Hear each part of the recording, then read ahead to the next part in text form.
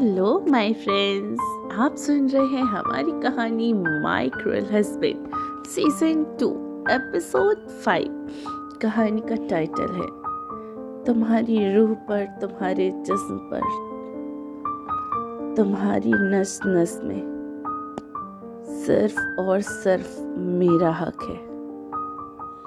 तो फ्रेंड्स, चलिए अब कहानी को आगे बढ़ाते हैं और पिछली वीडियोस को लाइक करने के लिए आप सभी का धन्यवाद। और प्लीज़ जिसने भी चैनल को सब्सक्राइब नहीं किया हो तो मेरे चैनल को सब्सक्राइब करें। तो चलिए कहानी को आगे बढ़ाती हूँ। जैसे ही रणविजय ने ये कहा, मैं उठ चुका हूँ और मेरी वाइफ ही सोती रहे, ये तो गलत बात है ना। और गलती रणविजय शेखावत कतई बर्दाश्त नहीं करता, समझी। तभी आराध्या पेड़ के पीछे ही खड़ी थी, पर रणविजय की ये बात सुनकर और उसकी तरफ देखते हुए उसने ये देखा कि रणविजय के हाथों में पानी का पाइप नहीं है, तो वो अपने हाथों से अपनी बाहों को मसलते हुए रणविजय के सामने आई। भीगने की वजह से वो काफी ठिठुर रही थी। उसके होंठ जो कि सुर्ख लाल हो गए थे, वो और भी ज्यादा कांप रहे थे। वो अपने हाथों से अपनी बाहों को बार बार मसल रही थी। आराध्या की ऐसी हालत देखकर रणविजय उसे इंटेंस नजरों से देख रहा था, लेकिन फिर उसने अपनी नजरों को काबू में किया और हल्का सा मुस्कुराते हुए कहता है, ओहो राध्या। रणविजय की ओर देखते हुए, बड़े खुश हैं ना आप ये सब गलती आपको बर्दाश्त नहीं है ना। कल ही सबसे बड़ी गलती की है आपने, और उसके बाद गलती पे गलती किए जा रही हैं, पर अपना किया सबको सही ही लगता है। खुद को कौन गलत कहता है मिस्टर शेखावत? और आप में तो इतनी हिम्मत भी नहीं कि गलती करके उसको मान ले, क्योंकि उसके लिए तो खुद को गलत कहना होगा, झुकना होगा, और ये सब रणविजय शेखावत से कहाँ होगा। पर गलत फहमी में मत रहिए कि आपकी इन हरकतों से राध्या शर्मा डर जाएगी, आपके सामने झुक जाएगी, आपकी घटिया जिद के आगे पिघल जाएगी, और आप जैसा चाहेंगे वैसा मैं करूंगी। Never mister Shekhawat. राध्या शर्मा अपनी गलती मानकर झुकने वालों में से है, पर बिना गलती किए गलत के आगे झुकने वाले में से नहीं। और क्या बोला आपने? आप अभी मेरे पति हैं। आप मेरे पति कभी नहीं रणविजय शेखावत। देखिए ना, आपका डाला हुआ मंगलसूत्र मेरे गले में नहीं है, ना ही मेरी मांग में आपके नाम का सिंदूर। आपके अपने माथे की तरफ इशारा करते हुए, और मेरे हाथों में सिर्फ और सिर्फ मेरे प्यार के नाम की ये मेहंदी लगी हुई है। देखिए। वह मुस्कुराते हुए अपने दोनों हाथों को रणविजय के सामने करते हुए ये सुना रही थी।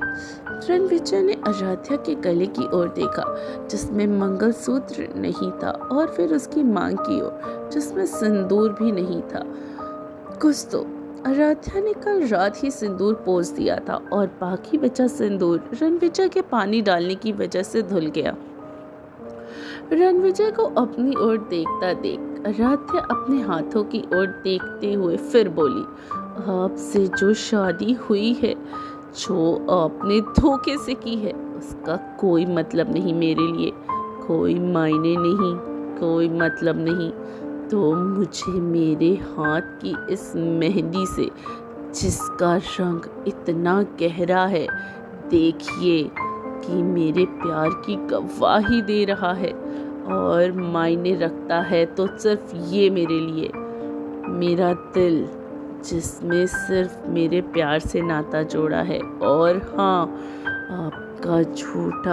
आपका जोड़ा झूठा रिश्ता उस दिल के रिश्ते को कभी नहीं तोड़ पाएगा, उसकी जगह कभी नहीं ले पाएगा। आपके भरे सिंदूर की तरह मेरी मेहंदी का रंग कच्चा नहीं, जो पानी डालने से धुल जाए। मेरे प्यार की डोर आपके डाले मंगलसूत्र जितनी नाजुक नहीं, जो खींचते ही टूटकर बिखर जाए। आपकी कोई भी हरकत ना तो मेरे हाथों से मेरे मेहंदी का रंग उतार सकती है और ना ही मेरे दिल से मेरे प्यार का रंग मिटा सकती है।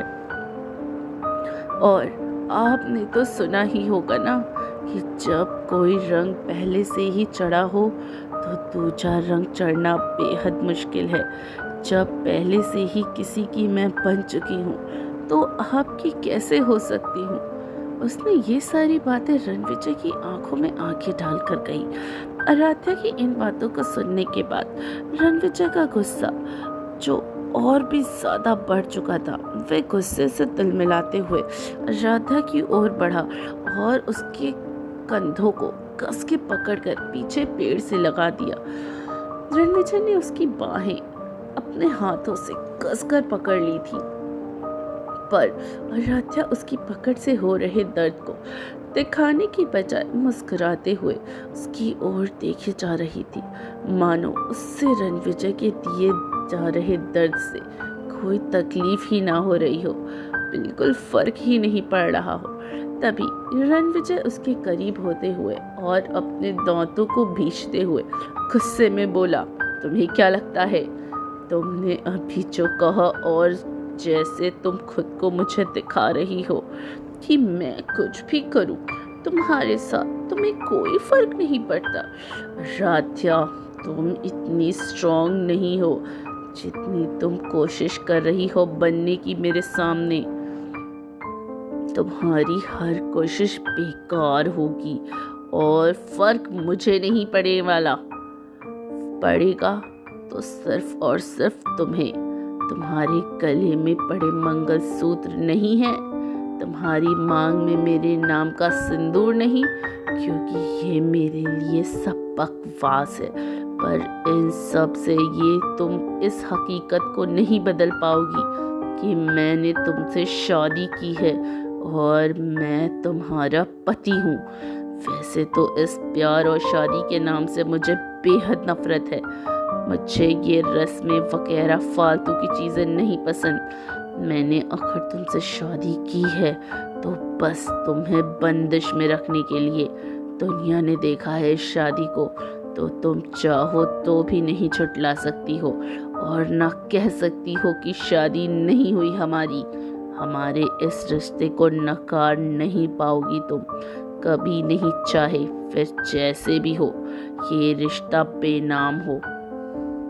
जो एक शादी के रिश्ते में होता है वो यहाँ ना हो, पर अब सच यही है कि तुम अब आराध्या शेखावत हो और तुम्हारी नज़रों में ना सही पूरी दुनिया की नज़रों में तो मैं तुम्हारा पति हूँ और तुम मेरी पत्नी, और अब तुम मेरे पास हो और मुझे बस यही चाहिए, यू आर माइन। चाहता तो तुम्हें बिना शादी किए भी मैं यहाँ ला सकता था और मुझे कोई नहीं रोक पाता, लेकिन मुझे मेरी रेपुटेशन बहुत प्यारी है और तुम्हारी जैसी लड़की की वजह से मैं उस पर कोई आंच नहीं आने दे सकता था कि एक बेचारी लड़की पर ऐसा जुल्म। ये वो लोगों को मीडिया से कहने का मौका मिल जाता और मुझ पर सवाल उठाकर, और मैं उन फालतू लोगों को जवाब देना ज़रूरी नहीं समझता। सो बस वो तमाशा किया शादी वाला और तुम मजबूर हो गई मेरे साथ आने के लिए, राइट? और मैं खुद जो चाहता था वो हो गया, दैट्स इट। गुस्से में उसने आराध्या को घूरते हुए इन बातों को कहा तभी आराध्या बोलती है, तो क्यों किया, क्यों की शादी, क्यों किया, मुझे मजबूर क्यों जबरदस्ती मुझे यहाँ लेकर आए। शादी एक खेल है ना, तो कैसे हुए आप मेरे पति, मैं आपकी पत्नी। खेल तो खत्म हो गया, जाने दो मुझे यहाँ से। और यहाँ तो दुनिया भी नहीं है, तो किसे दिखा रहे हैं अब आप कि आपने मुझसे शादी की है। क्यों अपना हक जता रहे हैं, क्यों रहूं मैं यहाँ। रणविजय तभी आराध्या को अपने करीब करके बोला, बता नहीं रहा हूँ, सिर्फ बता नहीं रहा हूँ, सिर्फ कह रहा हूँ, सिर्फ तुम्हें कि तुम पर मैंने एहसान किया है, ये शादी करके मेरा सरनेम दिया है। मैंने तुम्हें हमेशा यहाँ कैद रखने के लिए और यहीं रहना है इन 4 दीवारों के बीच, चाहे जिस हालत में रहो। और मैं तुम्हारे किसी सवाल का जवाब देना ज़रूरी नहीं समझता। मेरी मर्जी थी, जो जैसा मैंने किया और आगे भी वैसा ही होगा जैसा मैं चाहूँगा। शादी का खेलता तब भी तुम यहाँ ही होती माय वाइफी। और उस खेल को अब सच मान लो, अब मैं ये खेल लाइफ टाइम खेलने वाला हूँ तुम्हारे साथ। पता है क्यों? बड़ा मज़ा आ रहा है, इट्स वेरी इंटरेस्टिंग। उसने मुस्कुराते हुए इन बातों को आराध्या के सामने कहा। आराध्या, किस बात की सजा मुझे दे रहे हैं आप? दुनिया को दिखाने के लिए, अपनी रेपुटेशन के लिए वो तमाशा किया, पर क्यों? सब कुछ बता दिया, वो ऐसा ये वैसा, आगे क्या होने वाला है, सब कुछ। पर जो हुआ उसका रीजन भी बताओ ना। ऐसा उसने रणविजय से चिल्लाते हुए कहा। रणविजय, इस सवाल के जवाब के लिए तो तुम तड़पती रह जाओगी, पर कभी नहीं मिलेगा। और हाँ, क्या कहा तुम्हारे दिल पर तुम्हारे प्यार का रंग चढ़ा है? तो सुनो, मेरा रंग तुम्हारे रोम रोम पर चढ़ेगा। मेरा नाम तुम्हारी मेहंदी में बेशक फिलहाल ना हो, क्योंकि तुम्हारी ये, उसने उसके हाथों की तरफ इशारा करते हुए कहा, मेहंदी का रंग सच में कच्चा है, आज नहीं तो कल उतर ही जाएगा। आराध्या पर मेरा रंग इतना कच्चा ना होगा। सो माय वाइफी, मेरे रंग में रंगने के लिए रेडी हो जाओ। तुम्हारी रग रग पर अब एक ही नाम होगा, रणविजय शेखावत। तुम्हारी नस नस में एक ही सुरूर होगा, रणविजय शेखावत का। अंडरस्टैंड? जितनी जल्दी तुम इन बातों को समझ लो, उतना ज़्यादा तुम्हारे लिए ठीक रहेगा आराध्या। और हाँ, अब मैं हूँ सब कुछ तुम्हारा, और तुम सिर्फ और सिर्फ मेरी। किसी गैर का जिक्र तो क्या, ख्याल भी दिखाना तो मुझसे बुरा कोई नहीं होगा। तुम पर सिर्फ और सिर्फ रणविजय शेखावत का हक है। और रणविजय अपनी चीज़ें दूसरों को देना तो दूर, एक नज़र भी डालने नहीं देता किसी को भी। सो भूल कर ये सारी बातें याद रखना। तुम सिर्फ और सिर्फ मेरी हो। और अपना ये फालतू का ड्रामा बंद करो। प्यार वगैरह सहारा लेना तो किसी और को अपनी ताकत बनाओ, जो मुझसे लड़ने के काबिल हो। दिल प्यार जैसी कमजोर चीजें मेरे आगे टिकने वाली नहीं है। तुम्हारे और मेरे बीच अब कोई नहीं आ सकता। ये ख्याल निकाल दो, यहाँ से जा पाओगी या कोई तुम्हें यहाँ से ले जाएगा मुझसे बचकर। और एक बात जो तुम भी नहीं जानती तुम्हारे बारे में, तो मैं बता देता हूँ, तुम दुनिया की सबसे कमजोर लड़की हो, सबसे कमजोर। ये कहते हुए रणविजय ने एक ही झटके में आराध्या को जोर से धक्का दे दिया और उसे वो सीधा जाकर पेड़ से जा लगी। आराध्या का सिर पेड़ पे इतनी जोर से लगा कि उसकी आह निकल गई। उसकी बाह भी पेड़ से टकरा गई, जिस वजह से उसमें खरोंचें आ गई। आराध्या के हाथ पर चोट आ जाती है। आराध्या आह करती हुई खुद को संभालती है और अपने हाथ से अपना सर मसलते हुए रणविजय की ओर देखती है। आराध्या की आंखें उस वक्त नम हो चुकी थी।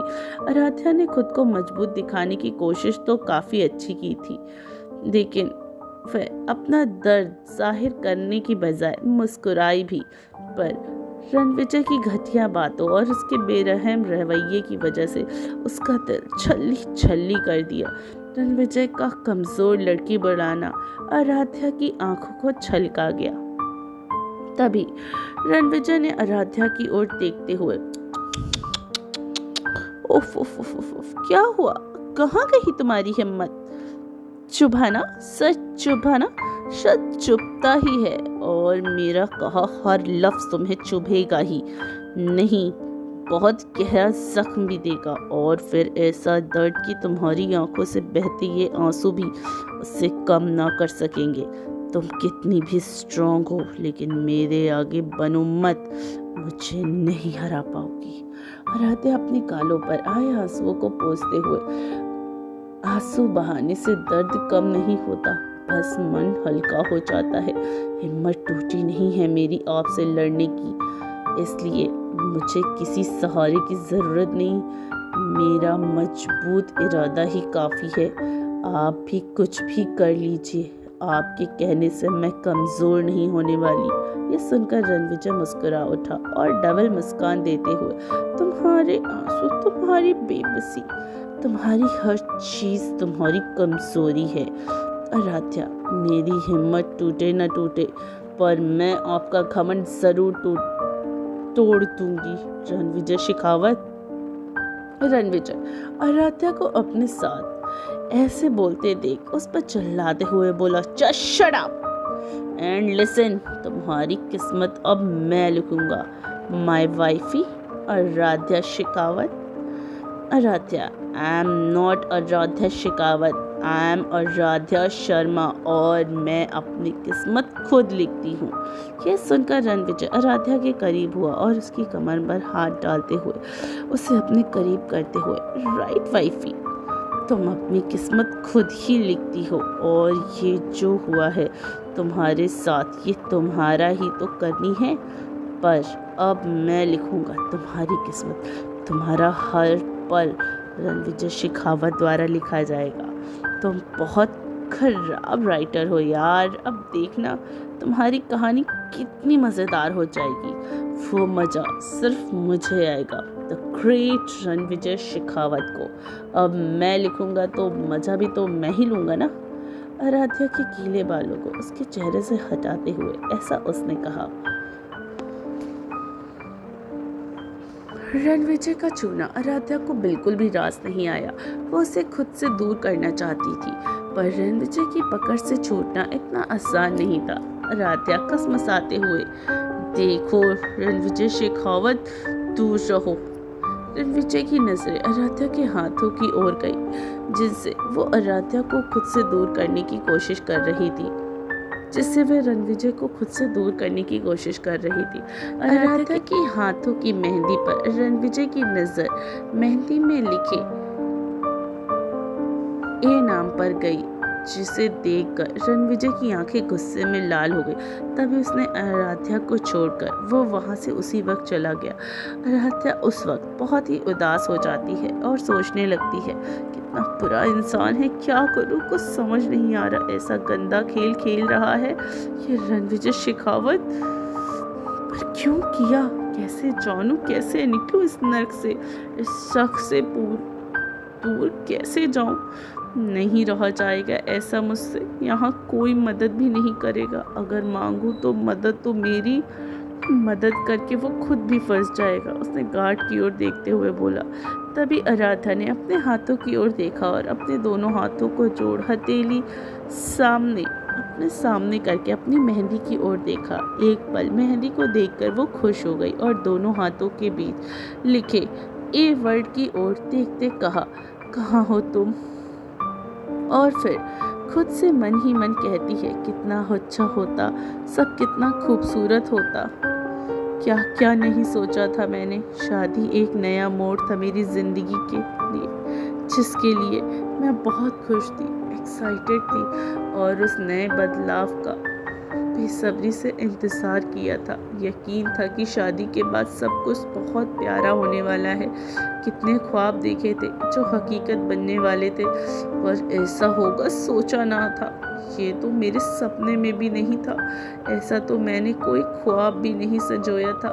कुछ ना चाहा था ना मांगा था। शादी जो तेरे लिए आराध्या एक ब्यूटीफुल ड्रीम था, उस ड्रीम की हकीकत इतनी भयानक और बुरी होगी, ख्याल से भी मुझे अब डर लगने लगा है। तभी अचानक पीछे से उसके हाथों पर कुछ आ गिरा। वो चौंक कर चीख उठी और अपना हाथ झटक कर लहंगे में लड़खड़ाते पीछे हो गई।